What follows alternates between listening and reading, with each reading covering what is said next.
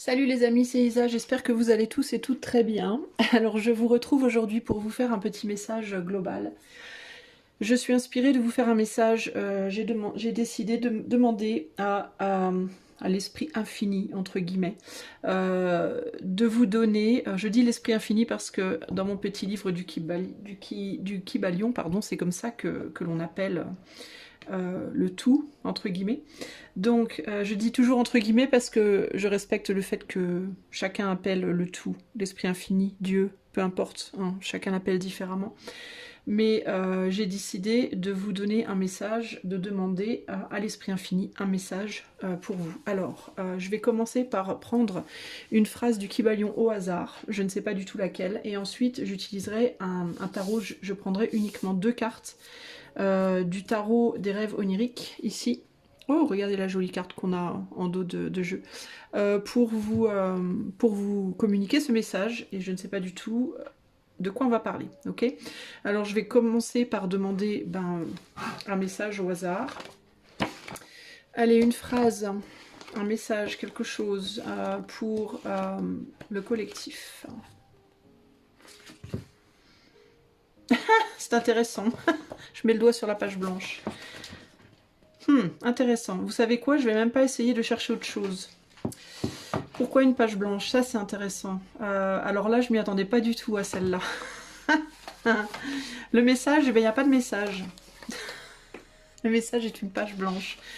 Alors, c'est intéressant parce que la première chose que je note, alors c'est pas très pratique à tenir parce que c'est un livre souple, mais la première chose que je note, c'est que c'est une page blanche qui n'est pas blanche en fait, parce que c'est une page blanche, mais j'arrive à voir derrière les lignes de la page précédente. Alors, est-ce qu'il y a quelque chose par rapport à ça? Le fait de penser que peut-être on est sur un nouveau départ, mais que pour autant on n'y est peut-être pas encore tout à fait. Il y a l'idée ici qu'on a écrit déjà le numéro de page, le numéro de la prochaine page est là. Mais la page n'est pas complètement blanche, on voit encore les traces du passé. Il y a les traces du passé, parce qu'on voit les mots qui sont derrière. Mais on ne les voit pas suffisamment pour les distinguer, néanmoins on les voit assez pour que ça soit perturbant en fait, d'une certaine manière. Pourquoi je dis perturbant? Parce que justement ça me perturbe moi. La page elle n'est pas complètement blanche. Alors, le message ici, ça peut être deux choses. Le premier, ça peut être qu'on n'est pas encore tout à fait prêt à écrire une nouvelle histoire, même si on a l'impression qu'on l'est. Qu'on peut commencer déjà à avoir ce sentiment, entre guillemets, un peu d'excitation, en mode « oulala, ça y est, on va enfin pouvoir prendre un nouveau départ ». On le sent, on sent que on a commencé à mettre le numéro de page, on sent que ça y est, on va passer à quelque chose de nouveau. Pour autant, on n'en est pas encore là, clairement, il y a encore la trace du passé, il y a encore des traces, il y a encore des choses à nettoyer ici, les amis. Il y a encore des choses à nettoyer, et puis il y a aussi cette angoisse un petit peu de la page blanche, justement. C'est comme s'il y avait une espèce de mélange entre... c'est comme s'il y avait ici un espèce de mélange entre... on n'a pas complètement effacé certaines choses qu'on aurait peut-être dû effacer. La page n'est pas complètement blanche. Enfin, il y a encore des réminiscences du passé qui nous perturbent. Et en même temps, il y a cette excitation d'écrire quelque chose de nouveau. Et en même temps, il y a aussi un peu la peur de... il y a un peu la peur, il y a comme une espèce d'angoisse de qu'est-ce que je vais écrire sur ma page? Qu'est-ce que je vais écrire sur ma page? Je ne sais pas quoi écrire sur ma page. Et si je ne sais pas quoi écrire sur ma page? Et si du coup, d'un seul coup, je ne sais plus? Avec cette page-là qui me perturbe à droite, là, parce qu'il y a l'idée aussi ici du coup de sauter une page. On saute une page, on commence une nouvelle page à droite. Je sais que ça se fait dans les livres, hein. On fait ça beaucoup, mais il y a quelque chose par rapport à ça aussi ici. L'idée, pourquoi on laisse une page blanche avant d'en écrire une nouvelle? Pour que ça pour que ça marque un temps d'arrêt.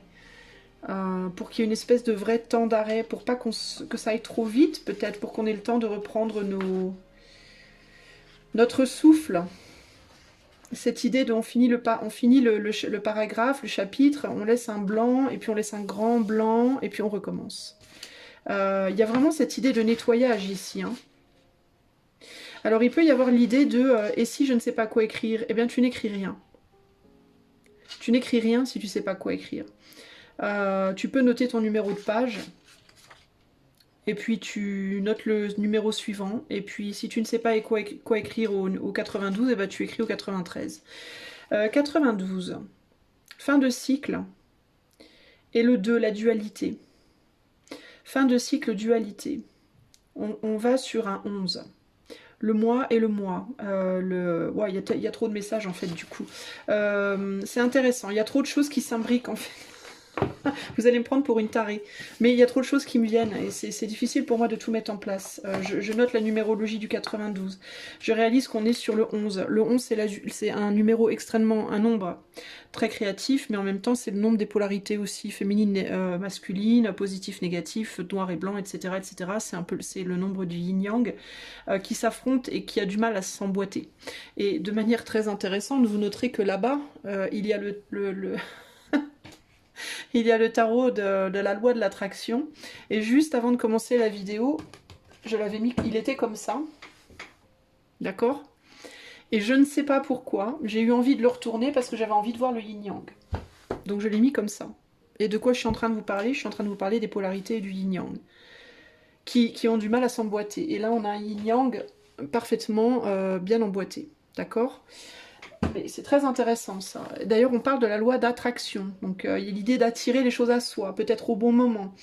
Alors, ce que j'ai envie de vous dire, c'est, vous voyez, je me suis fait surprendre. J'ai ouvert le livre en pensant trouver une phrase à vous dire. Je me retrouve sur une page blanche.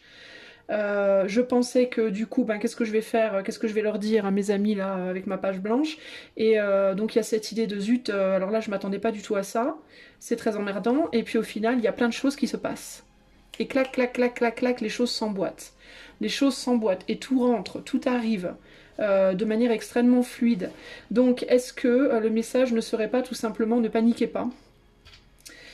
Si vous avez un sentiment de plus savoir trop où vous en êtes, d'être un peu dans le vide, d'être dans une phase entre guillemets de flottement, de ne pas savoir comment ou quand est-ce que vous allez pouvoir prendre ce nouveau départ parce que vous avez l'impression qu'il n'y a encore pas tout qui est nettoyé, de ne pas savoir mais qu'est-ce que vous allez faire dans votre nouveau départ, comment vous allez créer votre nouveau départ, comment terminer cette fin de cycle, comment commencer la nouvelle fin de cycle, que vous avez peur de la page blanche, que vous avez peur de manquer d'inspiration, que vous avez peur de ne pas savoir où vous en êtes, de ne pas savoir quoi faire, de ne pas savoir... Ne vous inquiétez pas, soyez simplement dans l'instant et laissez-vous surprendre par toutes les petites choses qui viennent vous donner des infos. Il y aura plein de petites choses qui vont vous donner des infos. Véritablement. Ne soyez pas avec le 11. Le problème du 11, c'est qu'on a un 1 et un 1. Donc, on est d'égal à égal et en même temps, on n'est pas le même. On est similaire, mais on n'est pas pareil. Pourquoi? On est similaire parce qu'on est 2, 1. On n'est pas pareil parce qu'on est 1 et 1. On n'est pas 2, on n'est pas 1, on est 1 et 1. Il y a une séparation, il y a une page blanche entre les deux. D'accord?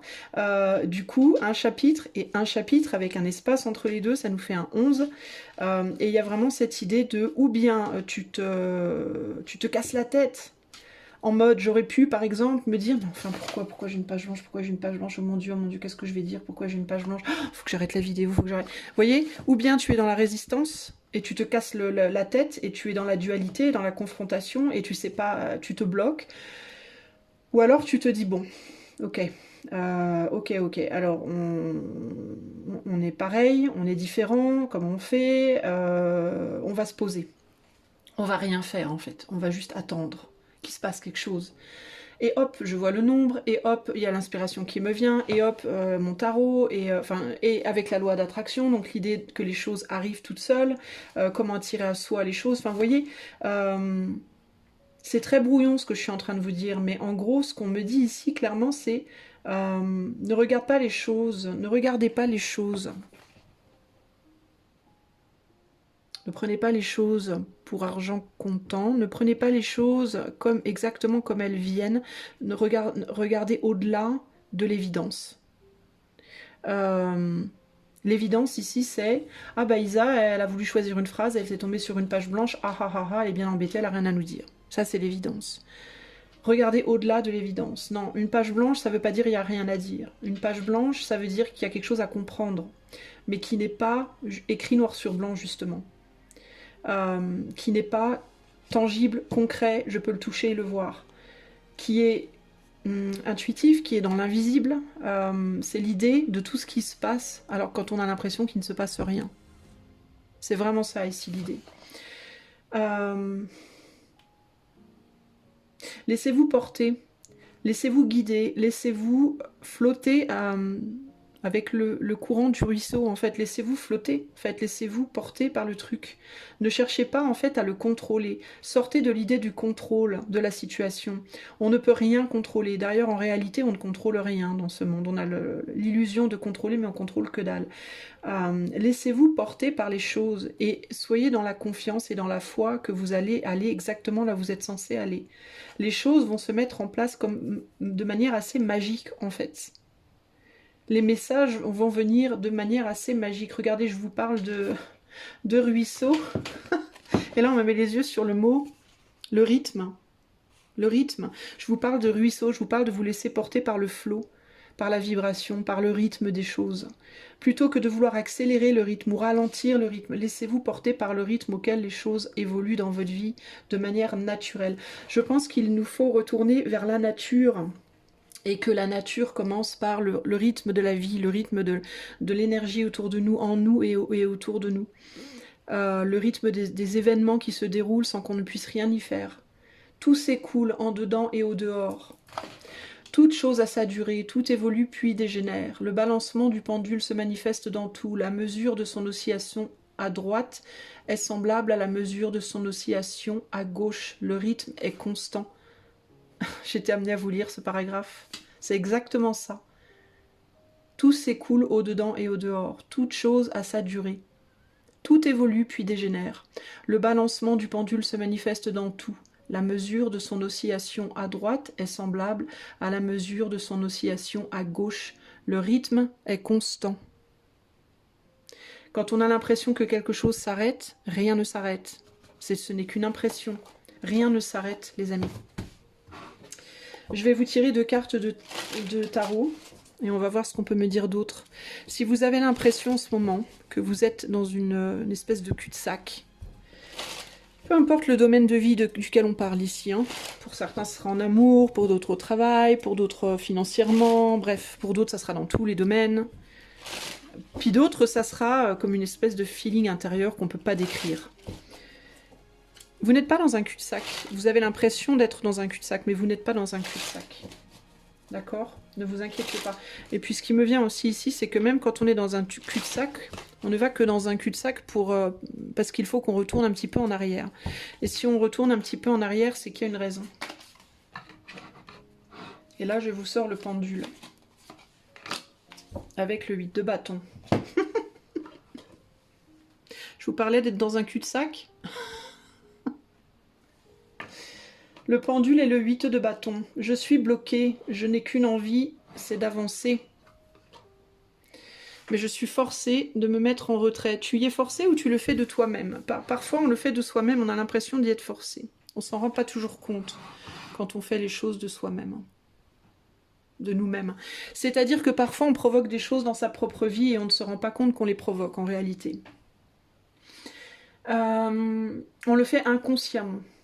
Et on le fait pour une bonne raison. Ici, ce qui me vient en regardant ces 2 cartes, c'est vraiment le côté... il ne se passe rien au dehors, mais en dedans, il se passe énormément de choses. Ce 8 de bâton n'agit pas toujours au dehors. Parfois, il agit en dedans. Parfois, les choses qui se manifestent de manière très rapide se manifestent intérieurement, pas toujours extérieurement. Un message qui me vient aussi là de suite, une pensée qui me vient là de suite, c'est que quand on lit les tarots, on ne considère pas assez souvent ce côté-là. On a tendance à projeter tout sur l'extérieur, on a tendance à pas suffisamment prendre en compte l'aspect des choses qui se passent, mais qui peuvent se passer sur le plan intérieur. Par exemple... quand on dit, qu'est-ce que je peux donner comme exemple concret? Une opportunité à saisir, quand on parle dans un jeu de tarot en ligne, enfin dans une guidance en ligne, d'une opportunité à saisir, on dit oui, alors là, choix numéro 3, vous avez une opportunité à saisir, blablabla. Bla, bla, bla. On a tendance à dire, oh, ça va peut-être être un nouveau boulot, ou alors c'est un nouvel amour, ou un nouveau ci ou ça. Mais ce qu'on me dit là, enfin, ce qui me vient, c'est parfois c'est une opportunité intérieure. Et donc les personnes qui écoutent, elles vont se dire, bon, moi je comprends pas, il m'arrive rien. J'ai pas de boulot qui me vient, je rencontre pas d'amour, il n'y a pas d'argent qui tombe, bon. Oui, mais peut-être qu'intérieurement, tu es en train de saisir une opportunité, tu t'en rends pas compte. Peut-être que tu es en train de décider quelque chose en toi très fermement. L'univers te fait réaliser quelque chose et tu choisis de prendre l'opportunité de accepter cette réalisation et de l'intégrer en toi. Par exemple, l'univers te pousse à l'esprit, je sais pas pourquoi, mais depuis que j'ai lu ce livre, en fait, il m'a révélé plein de choses intéressantes. Et j'ai plus envie de dire l'univers, j'ai plus envie de dire l'éther, j'ai envie de dire l'esprit infini maintenant, parce que je pense que c'est vraiment ça. Bon, bref, c'est une autre histoire. Mais vous voyez, c'est une opportunité intérieure. Voilà, bah, c'est typique. Et encore une fois, c'est pas pour rien que je vous parle de ça. C'est l'exemple typique d'une opportunité intérieure. Voilà, je lis un livre qui me parle de ouf, qui me transcende. D'ailleurs, je tiens à remercier du fond du cœur Marilyn D.S. Sinclair, encore une fois. J'ai dû la citer 60 fois sur cette chaîne et vous allez me dire, tu lui fais de la pub, c'est ta pote? Non, pas du tout. C'est pas ma copine, je lui fais pas de la pub, mais vraiment, sincèrement, j'aime énormément son énergie. Mais surtout, et vraiment surtout, c'est elle qui a mentionné ce livre dans une de ses guidances et c'est grâce à elle que je l'ai acheté. Et elle est précieuse pour moi, Marilyn D.S. Sinclair, parce que avant qu'elle ait mentionné ce livre dans une de ses guidances et que je l'ai acheté et que ça me fasse comprendre tellement de choses et que ça me transcende véritablement, j'avais été guidée, moi, dans des guidances que je m'étais fait à moi-même, on m'avait dit qu'il y aurait un livre à un moment donné, enfin je l'avais reçu ce message, qu'à un moment donné je lirais un livre qui changerait beaucoup de choses pour moi. Et je me disais ça m'étonnerait fortement, je ne lis jamais. Je n'aime pas du tout lire. Donc je n'y croyais pas. Et puis ça s'est produit. Et oui, en effet. Alors l'opportunité intérieure, c'est quoi? Ben, c'est un exemple, c'est ça l'opportunité intérieure. Tu lis un livre qui te retourne je vais pas dire qui te retourne le cerveau, parce que retourner le cerveau, ça fait un peu... je me suis fait laver le cerveau, et c'est pas du tout ça. Mais qui résonne en toi, voilà, qui résonne en toi.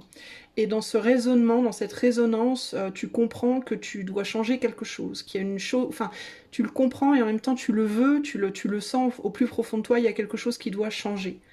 Tu as le choix de prendre cette opportunité ou pas. C'est une opportunité, c'est un as de bâton. Sauf qu'au lieu de se manifester dans la matière, il va se manifester en dedans. Certaines personnes diront « Ah non, mais ça c'est l'as de pentacle, tu te plantes complètement. » Non, je ne pense pas que je me plante complètement. Parce que pour moi, l'action concrète, elle peut être faite aussi bien en dehors qu'en dedans. Et c'est pas forcément, ça peut se manifester sous un as de pentacle, ça peut se manifester aussi sous un... L'as de pentacle, c'est l'idée, c'est la graine. L'as de bâton, c'est l'action d'utiliser cette idée, cette graine pour en faire quelque chose. Et ça peut se produire aussi en dedans. Donc là, moi, concrètement, bah, j'ai saisi l'opportunité. Donc j'ai saisi mon as de bâton intérieurement. De décider de qualifier ce que je qualifiais d'éther, de décider de le qualifier d'esprit infini. Voilà. C'est un peu ça qu'on vous explique ici, c'est que si vous avez le sentiment d'être bloqué, si vous avez le sentiment qu'il ne se passe rien, que vous n'avancez pas, vous vous trompez fortement, il se passe énormément de choses, les choses avancent énormément, mais vous vous en rendez peut-être pas compte parce qu'elles avancent beaucoup peut-être à l'intérieur de vous et pas à l'extérieur de vous.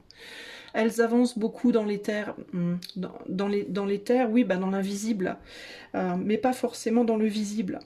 Il se passe énormément de choses, mais vous vous en rendez pas compte. Et parce que vous vous en rendez pas compte, parce que vous pouvez pas le voir ou le toucher, vous avez le sentiment qu'il se passe rien, c'est pas vrai. Donc ne désespérez pas. Ne perdez pas espoir, ne perdez pas courage, ne perdez pas la foi, ne perdez pas vos rêves, ne quittez pas votre étoile des yeux. Elle est toujours là, et elle vous protège toujours autant, mais vous le voyez pas autant. C'est tout. En fait, c'est vraiment juste ça. Ok ? Ici, on a bien d'ailleurs cette idée de masculin et de féminin. On voit que le masculin, bah, c'est le pendu. Le masculin est en retrait. Le masculin, c'est quoi? C'est la projection extérieure physique des choses. C'est je fais, Je fais concrètement, activement quelque chose que je peux voir et toucher. Hein. Ça, c'est en retrait. Mais le 8 de bâton, on est sur le féminin. Il se passe énormément de choses à l'intérieur. On a une momie ici, donc il y a vraiment cette idée du passé encore ici. Hein. Le passé qui ne part pas, parce que la momie, elle est entourée de trois fils, là, je ne sais pas si vous voyez vraiment bien, de 3 fils. D'accord. Donc il y a cette idée, ça me fait penser aux 3 Nornes d'ailleurs.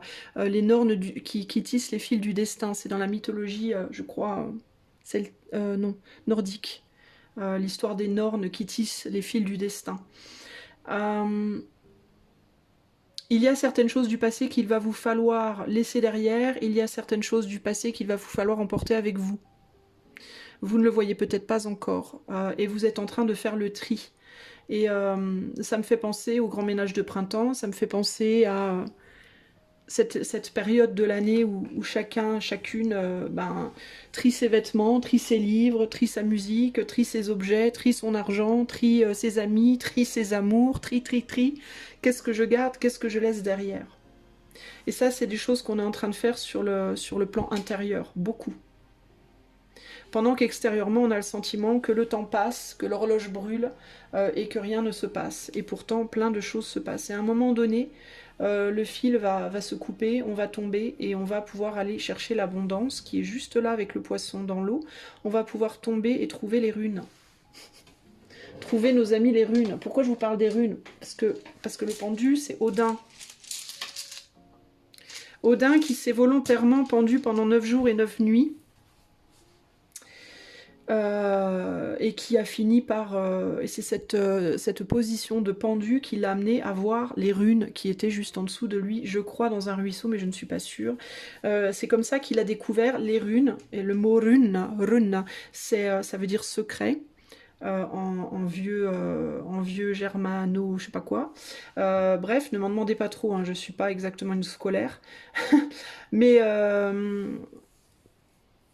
Mais il y a cette idée de découverte de secrets, de découverte de capacités, de découverte de sagesse, de découverte d'informations, de découverte de nouveaux chapitres, de nouvelles capacités qui arrivent. Mais il faut être dans la patience et il ne faut surtout pas perdre pied de la foi, du fait de garder la foi. On me montre ce cercle-là, qui me fait évidemment vraiment penser à celui-ci. Qu'est-ce qu'on essaie de me dire là?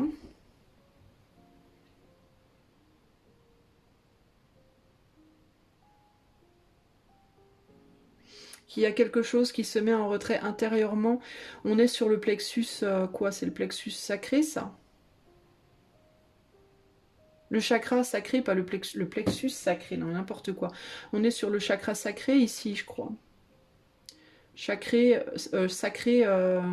et solaire, plexus solaire, chakra sacré et plexus solaire, chakra du plexus solaire. Alors je suis pas non plus très douée niveau chakra, mais je crois que ça parle de la protection de soi, de ce qu'on projette autour de nous au niveau du plexus solaire, et le chakra sacré, je suis pas très sûre de ce que c'est. Enfin, je suis pas très sûre de à quoi c'est lié.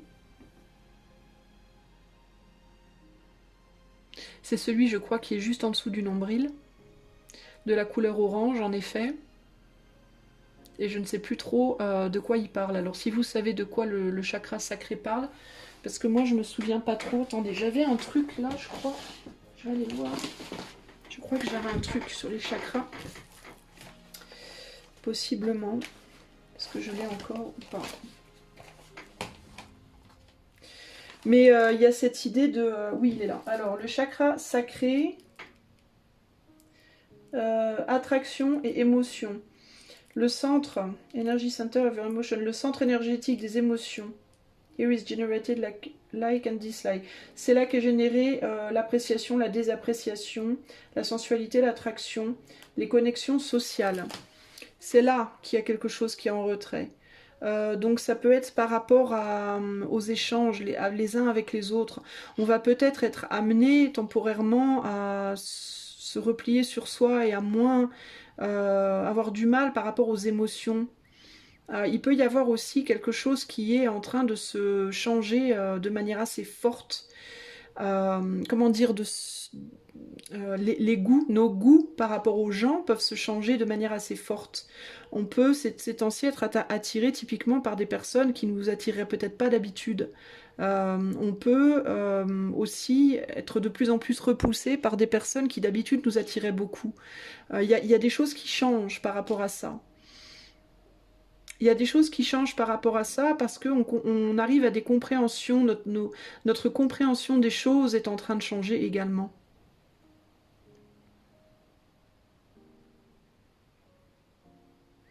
J'essaie de voir s'il y a d'autres choses qui me viennent. Le plexus solaire nous parle de champ de protection.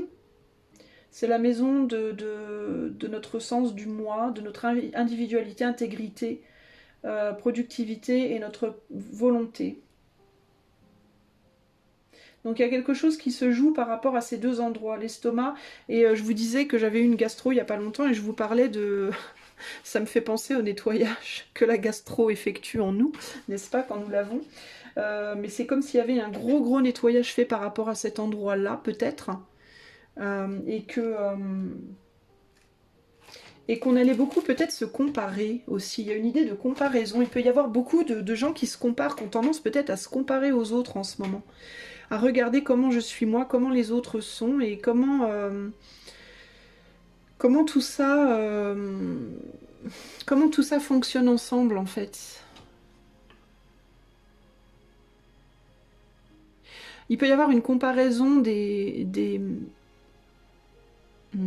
cadeaux que chacun a, mais aussi une comparaison un peu des douleurs.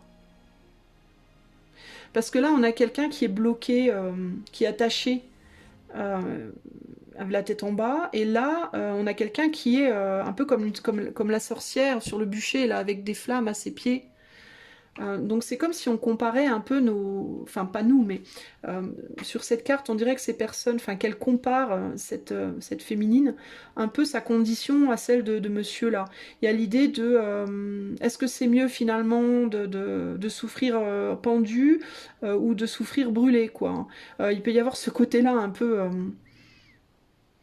il y a cette idée, ouais, toi t'es quand même mieux que moi. Bah non, je suis pas mieux que toi, si tu veux, moi je suis pendue, moi je suis en train de brûler, bah moi je suis pendue la tête en bas, tu crois que c'est mieux? Enfin, tu vois, il y a ce côté-là un peu, peut-être qu'on est rappelé ici à se souvenir que c'est pas parce que nous on souffre que les autres ne souffrent pas.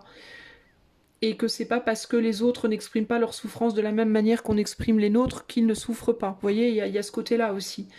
C'est le moment aujourd'hui, j'ai l'impression, de se souvenir qu'on est tous pareils, en fait. Et j'ai encore une fois ce 11 qui me revient en tête. On a l'impression qu'on est tous différents, mais en réalité, on est tous pareils. On a tous des qualités, on a tous des défauts, on a tous des choses dans nos vies qui vont bien, ou plus ou moins bien, et des choses qui vont beaucoup plus mal. Et peu importe, en fait, qu'on soit blanc, qu'on soit noir, qu'on soit pauvre, qu'on soit riche, qu'on soit esthétiquement, selon les normes de la société, évidemment, beau ou moche, enfin, peu importe nos différences, en fait. On a tous du positif dans nos vies et du négatif, mais il faut être capable de le reconnaître en fait.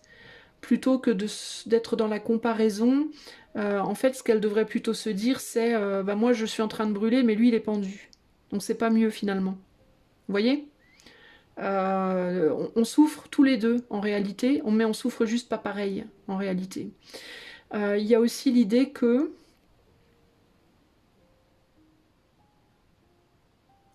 on peut être bloqué. Parce que là c'est intéressant, c'est que on pourrait penser ici qu'on est bloqué alors qu'en réalité il se passe beaucoup de choses puisqu'on est sur un 8 de bâton.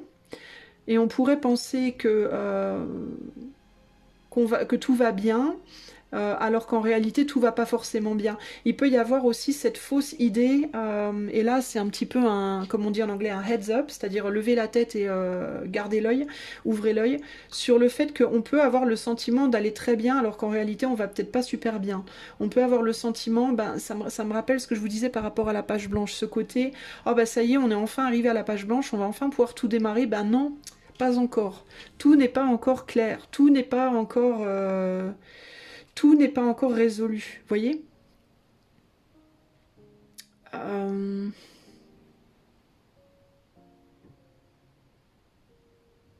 Parce que ce pendu, là, concrètement, il est pendu, mais il s'est pendu lui-même. C'est pas quelqu'un qui l'a forcé. Le pendu, c'est quelqu'un qui se pend tout seul, qui se met volontairement en retrait pour voir les choses sous un angle différent.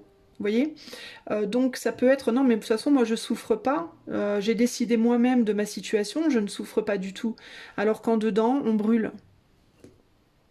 En dedans finalement on souffre quand même. Vous voyez, donc il peut y avoir aussi des personnes qui peuvent donner l'impression qu'elles vont très bien alors qu'en réalité elles ne vont pas bien du tout, et des personnes qui peuvent donner l'impression qu'elles vont pas bien alors qu'en réalité elles vont très bien. Vous voyez, il y a beaucoup en ce moment de faux semblants, il faut se méfier des faux semblants. C'est comme si on nous disait ici, arrêtez de croire simplement à ce que vous voyez et ce que vous pouvez toucher, parce que ce que vous voyez et ce que vous touchez n'est pas la réalité de la situation. En gros, c'est un peu ça qui me vient là. Ce n'est pas la réalité de la situation. La réalité de la situation aujourd'hui, elle est dans l'invisible. Et dans l'invisible, à moins d'être extrêmement réceptif, on ne peut pas forcément le voir. Donc on vous invite à vous fier à votre intuition. Je crois que ce message, c'est une grosse invitation à développer votre intuition, les amis. Travailler sur le développement de votre intuition, à travailler sur votre capacité à vous connecter à d'autres mondes que le monde sur lequel vos pieds sont posés et que vos yeux peuvent voir. Il y a vraiment ce côté-là.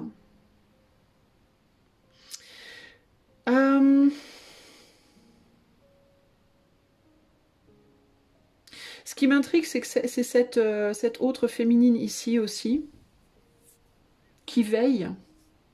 C'est comme si elle veillait à ce que le nœud peut-être ne se détache pas, ou à ce qu'au contraire, à un moment donné, il se détache, ou on dirait qu'elle est prête à faire tourner la roue, là.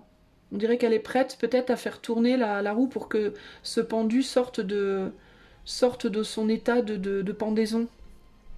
Mais cette féminine-là, elle n'est pas dans le feu, elle est dans l'eau. Hein. C'est une sirène, elle a une queue de poisson. Et je pense qu'elle est liée à l'abondance ici. Je pense qu'elle est en lien avec ce poisson-là. Je pense que c'est elle qui éventuellement tournera la roue et décrochera ce pendu qui pourra se retrouver les pieds dans l'eau et être en connexion avec ses émotions et avec une forme d'abondance. Quand l'heure sera arrivée à son apogée, quand ce sera l'heure, quand ce sera le moment. Donc on parle bien de l'émotionnel, mais je pense que cet émotionnel-là, c'est la même que celui-là. Et celle-là, elle a d'abord des choses à faire intérieurement, elle a d'abord des choses à nettoyer. Donc il y a vraiment cette idée de d'abord on va nettoyer ce qu'on a nettoyé, on va continuer de faire ce nettoyage intérieur qui est très nécessaire. Et quand ce nettoyage sera fait, on sortira des flammes, on passera dans l'eau, on décrochera le pendu. Le pendu sera reconnecté à ses émotions et on pourra obtenir l'abondance qu'il cherche. Et pourra de ce fait manifester ce 8 de bâton et cette fois dans la matière. Donc il y a vraiment ce côté... l'horloge tourne, c'est comme si on vous disait aujourd'hui, on est sur timer, on a mis le timer, on a mis l'alarme, on est sur alarme, d'accord ? On est sur alarme, mais c'est pas une alarme en mode attention, oh là là, dépêchons-nous, c'est une urgence, c'est pas ça. Mais c'est une alarme en mode ne vous inquiétez pas, on a mis le timer. On a mis le timer pour vous en fait. Et quand ce nettoyage sera effectué, tout va s'enclencher tout naturellement. Un peu comme moi avec ma page blanche et toutes mes petites infos qui sont venues en clac, clac, clac, comme ça, sans que j'ai besoin de faire rien du tout. L'inspiration, elle est venue toute seule en fait. Il n'y a pas eu besoin pour moi de me creuser la tête. Oh, qu'est-ce que je vais dire? Oh là là, mon Dieu, page blanche, oh, c'était pas prévu. Vous voyez, il y a ce côté, on est sur timer et le timer, c'est un timer quand on a mis 10 minutes. Quand les 10 minutes sont terminées, clac, tout va se déclencher. Et j'ai même envie de vous dire de ne pas avoir peur, de oui, mais si j'ai pas eu le temps, vous aurez le temps puisque c'est fait pour en fait. Tout est fait pour en fait. Il y a vraiment ce côté, mais vous inquiétez pas en fait. Parce que les nornes, elles ont déjà tout tissé, en fait. Vous êtes déjà... tout a été déjà tissé, tout a déjà été prévu, tout a déjà été fait, en fait, pour que les choses se déclenchent, s'enclenchent, comme il faut. Vous voyez? Mais ça demande beaucoup de patience. Il faut être patient. Je note qu'on a un loup blanc ici. Vous noterez que sur cette carte, on a un loup blanc, on n'a pas de loup noir. Pourquoi on n'a pas de loup noir? Parce que je pense que ce qu'on vous dit ici, c'est continuer de nourrir le loup blanc. Pour les gens qui ne savent pas, la légende du loup blanc et du loup noir, c'est une histoire américano-indienne, enfin américano... ça se dit? Des Indiens d'Amérique. Putain, je suis pas douée. Et un chef indien, je ne sais plus lequel, qui parlait du loup blanc et du loup noir, qui disait qu'on avait tous en nous deux loups, le loup blanc, le loup noir. On en revient toujours à cette idée du yin-yang, et qu'il n'en tenait qu'à nous de faire attention, que de nourrir le bon loup, voilà. Qu'il fallait pas, pour tomber dans notre côté sombre, trop nourrir le loup noir, qu'il fallait préférablement nourrir plutôt le loup blanc, mais qu'il fallait essayer surtout de garder un équilibre, hein, pour ne pas justement... s'auto-détruire, s'auto-saboter, pas s'auto-détruire, mais s'auto-saboter. Et là, il y a cette idée de continuer de nourrir le loup blanc, continuer de nourrir le bon côté de vous, en fait, la bonté en vous. La bonté, la gentillesse, le cœur, l'amour, voilà, votre côté humain, en fait, hein. Votre sensibilité, votre humanité, votre gentillesse, votre bonté, votre grâce, voyez, continuez à prendre soin de vous, continuez à vous aimer, continuez à aimer les autres, continuez, pendant ce temps, pendant que le timer, tic, tic, tic, tic, tic, continuez à faire ce que vous devez faire, en fait. C'est comme si vous mettez un timer pour faire chauffer les pâtes et vous attendez que les pâtes soient prêtes et que vous vous dites ah non mais moi je peux rien faire, mes pâtes elles vont être cuites. Mais non, tes pâtes pour l'instant elles sont pas cuites, le timer il a sonné, non, donc tu as le temps de faire des trucs. Tu fais ce que tu as à faire, fais ce que tu as à faire et puis quand le timer sonne, tu poses ce que tu es en train de faire, tu vas sortir tes pâtes et voilà. Mais ne t'empêche pas de faire quelque chose parce que tes pâtes sont sur timer. T'as le timer qui est en route, donc t'as rien à craindre. On va te le dire quand ça sera prêt. Tu vois, c'est un peu ce côté-là. C'est comme quand t'as les enfants. C'est quand elles sont prêtes les pâtes? C'est quand elles sont prêtes les pâtes? Dans 10 minutes. 3 secondes plus tard. Quand est-ce qu'elles sont prêtes les pâtes? Mais va t'occuper. Dans 10 minutes. Ben, c'est un peu pareil là. Quand est-ce que je trouve mon nouveau boulot? Quand est-ce que l'amour arrive? Quand est-ce que j'ai plus d'argent? Quand est-ce qu'il se passe un truc? Quand est-ce que... Mais arrête de demander. Va t'occuper. Le timer n'a pas sonné. On te le dira quand ça viendra, il y aura un timer. Donc va t'occuper. Vous voyez? Le timer n'a pas sonné pour le moment. Donc c'est pas la peine de demander.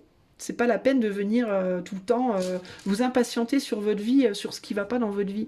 Les choses, elles vont se débloquer en fait. Donc c'est pas la peine d'insister sur quand. Hein? Vous n'êtes pas des canards. Je sais pas pourquoi je dis ça. Je vois pas le rapport, mais bon, bref. Non, mais voilà, vous voyez ce que je veux dire? C'est vraiment ce côté-là. Occupez-vous de votre business, en fait. Il y a vraiment cette idée, voilà, qu'au niveau émotionnel, on est trop projeté sur « mais il se passe rien dans la matière ». Mais non, mais c'est parce que dans la matière s'est mise en retrait, en fait, les amis. Concentrez-vous sur vous plutôt que vous concentrer sur le voisin. Concentrez-vous sur vos propres problèmes de projection et d'émotion plutôt que de vous concentrer sur les projections et les émotions des autres. Voilà, en gros, c'est ça. Les autres, ils ont leur propre business à gérer. Principalement, je pense aux personnes, aux dames et aux messieurs qui attendent que leur autre vienne leur dire oui chérie, ça y est, on se marie. Ou oui, ça y est, je m'engage avec toi. Ou je te rappelle, après 6 mois d'attente, ou 5 mois, ou 12 mois. Pour certains, ça va être 2 mois, pour d'autres, ça va être 2 ans, pour d'autres encore, ça sera 20 ans. Mais le timer, il est là. Voilà, donc il faut attendre. Il n'y a rien d'autre à faire, en fait.